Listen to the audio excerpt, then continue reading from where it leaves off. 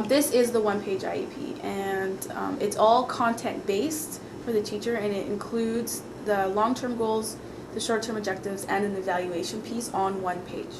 Oh. So at the top you'll see the long-term goals are the dark gray bands, and those are aligned with the strands in social studies.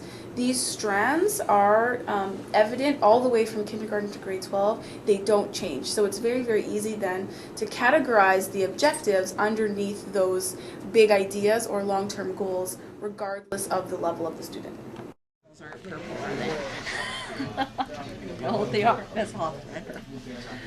So this one-page IEP is basically a document that goes to the content-minded teachers. There's content-specific goals for that particular student, broken down by the units or the strands within the curriculum. Oh, okay, so it's an implementation of the bigger IEP. It's not replacing the IEP, the main IEP. Then. It's not replacing it. It's more just kind of delegating the different pieces of it. What was happening was we would have this big document and give it to the teachers, but it just wasn't relevant. So what we've done is we've taken out the relevant pieces and given it to those who need it and who use it. Right.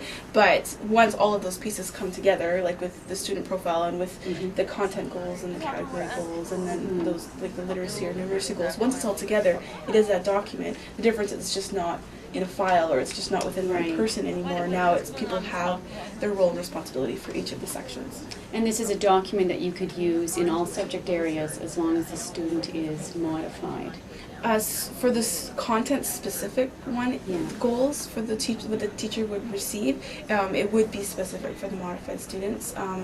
Because if they weren't modified, they wouldn't need it. They wouldn't need the document, right? Yeah. But they may not be modified, but need, say, specific category goals or literacy goals. But then the teacher would just receive those documents, which would be relevant to that student.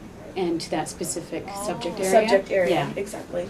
The EA, however, the staff within the room may receive more information than the teacher because they're more implementation pieces. But it makes it different than just an implementation plan because it includes the plan, the implementation, and the evaluation of the student, which is what makes it different.